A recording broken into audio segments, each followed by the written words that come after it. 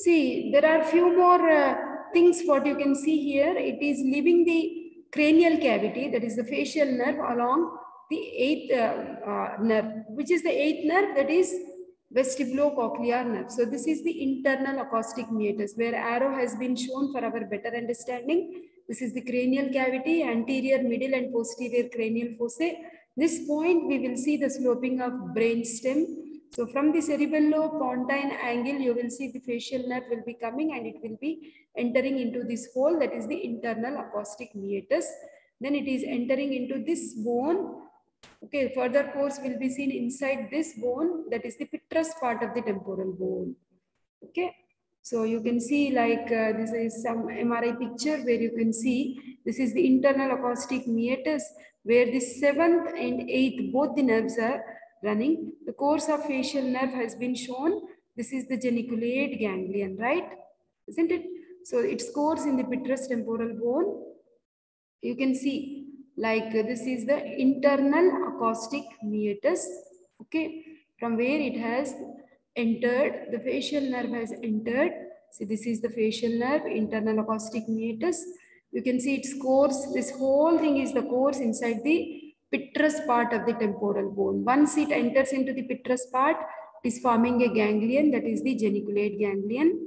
Okay, so it is actually it is giving one cauda tympani nerve, which is collecting the sensation from anterior 2/3 of the tongue. We also know it is giving like superior petrosal nerve, which is going and joining the pterygopalatine ganglion. We have nerve to stapedius. This is the whole course what we are finding inside the petrous part of the temporal bone. The journey from internal acoustic meatus to the stylomastoid foramen is inside a bony canal. This bony canal is situated in the petrous part of the temporal bone. The final exit is stylomastoid foramen, isn't it? So we know like the facial nerve is coming out through stylomastoid foramen. Once it comes out, it enters into the parotid gland, where it is dividing into terminal branches and supplying the muscles of facial expression, isn't it? To temporal, zygomatic, buccal, marginal mandibular and cervical branches. Okay, and this type of distribution is actually called as pes anserinus, which resembles the goose foot. Inside the petrous part of the temporal nerve, we have seen it gives greater petrosal nerve and cauda tympani nerve to stapedius. Let me take you back to the same picture. Okay, so this is the greater petrosal nerve. This is the cauda tympani nerve and this is nerve to stapedius. So these are the three branches what we see going inside the petrous part of the temporal bone. Once it comes out through the stylomastoid foramen, we know it gives branches to stylohyoid and posterior belly of digastric. Terminal branches are the one, in this way you will be able to remember easily. Temporal, zygomatic, buccal, marginal mandibular and cervical. Okay, then now coming to further some more clinical aspects. Neuralgia is nothing but pain which is relayed via one or more branches of trigeminal nerve, which we have seen. This is the trigeminal neuralgia when we were doing the fifth cranial nerve. Okay, then so Bell's palsy is basically associated with the facial nerve. We will see in the lower motor nerve neuron lesions of facial nerve. You will see the paralysis of all muscles of facial expression of the same side, including those of forehead. Okay, so that is our lower motor neuron lesion causing facial muscle weakness. Okay, so this is the thing what you see, drooping of the upper eyelid. The person will not be able to close the eye and the angle of jaw is deviated. Saliva will be dribbling. Okay, so how to test the facial nerve? So facial expressions are gone and taste in the anterior 2/3 of the tongue is not perceived because cauda tympani is supplying the anterior 2/3 of the tongue, isn't it? Then, so how to check the ability to move the face is tested by asking the person to smile. He won't be able to smile. Show the teeth, he can't, and to close the eyes tightly. He won't be able to do that.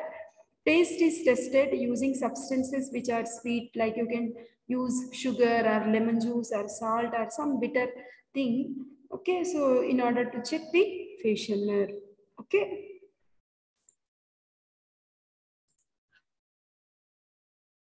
See, there are few more pictures which will help us for our little better and easy understanding. See, intrapontine course is inside the pons. No, the fibers from the motor nucleus course through pons, isn't it? What is that? Cerebellopontine angle. And it forms an internal bend, that is the internal genu, isn't it? So this is the attachment to the brainstem. Sensory and motor nuclei are attached to the lateral aspect of the pontomedullary junction. Okay, then it is passing, see, in the posterior cranial fossa. So you will see it will be entering into the internal acoustic meatus, coming out from the cerebellopontine angle. Okay, so like that. See, this is the petrous part of the temporal bone where you have the facial canal. From the internal acoustic meatus to the stylomastoid foramen. The course is all called as the course of the facial canal, which is situated in the petrous part of the temporal bone. Okay, then.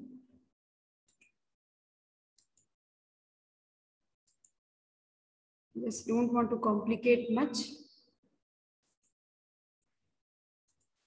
So meatal segment is nothing but the part of the facial nerve which is lying in the internal acoustic meatus, where motor nerve is lodged in a groove on the anterior-inferior surface.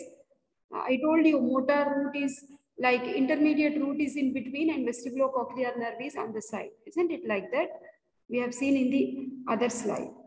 So labyrinthine segment, that is like it is divided into 3 segments, passes laterally above the vestibule of the inner ear to reach the anterior end of the medial wall of the middle ear. Here it bends, isn't it? So what is that bend? That is genu. And this bend is actually has a ganglion which is called as geniculate ganglion. So tympanic segment in the middle ear passes backwards in the medial wall of the middle ear till it reaches the posterior end of this wall.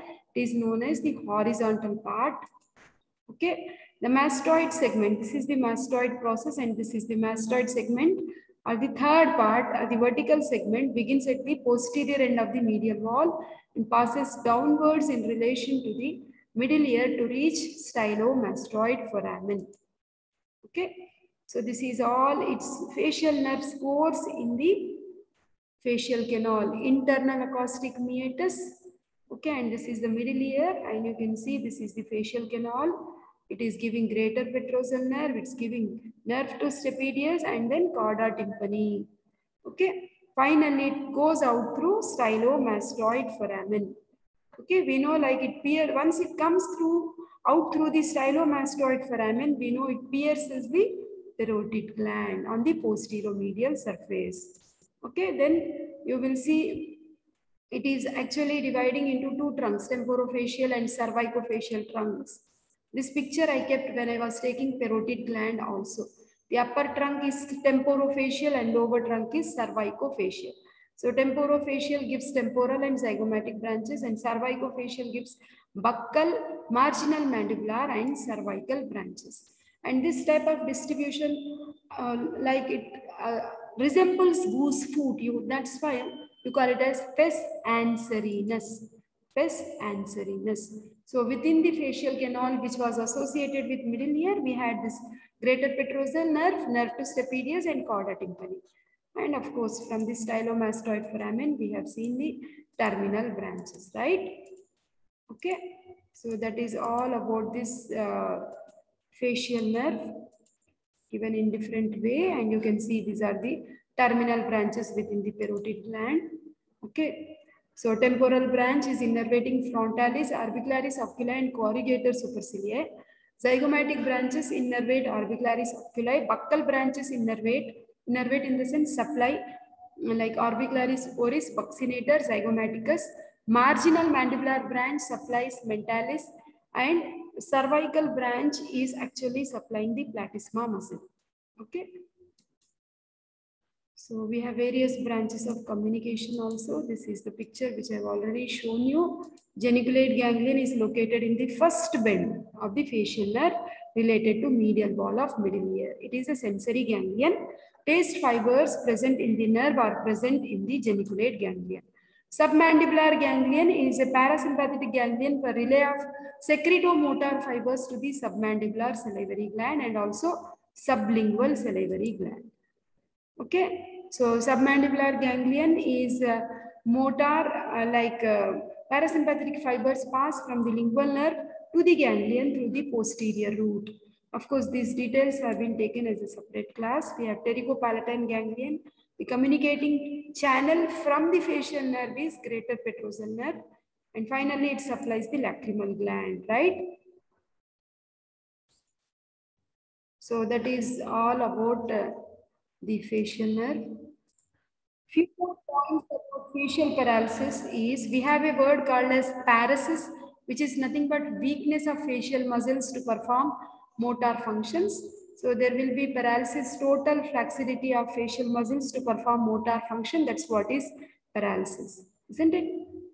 So we have supranuclear facial paralysis. It is usually seen in hemiplegia. It is in the lower part of the face here, chiefly affected while the upper part remains unaffected. Okay. Then infranuclear facial paralysis, what we usually see with Bell's palsy, lower motor neuron lesion of facial nerve. It causes paralysis of all facial muscles. Okay.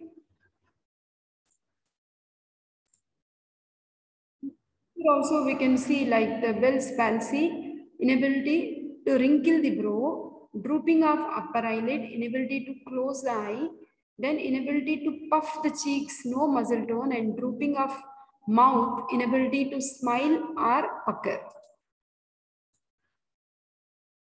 This picture I kept when I was doing parotid gland also. The parotid disease, like in parotid tumors, trauma or surgery, when we are undertaking surgery to remove the parotid gland, we should be very careful not to damage the facial nerve. In case if this is damaged, obviously the same side facial palsy, that is ipsilateral facial palsy with wasting and functional loss, it would be unlikely to recover. Generally, this surgery is called as Pate's operation.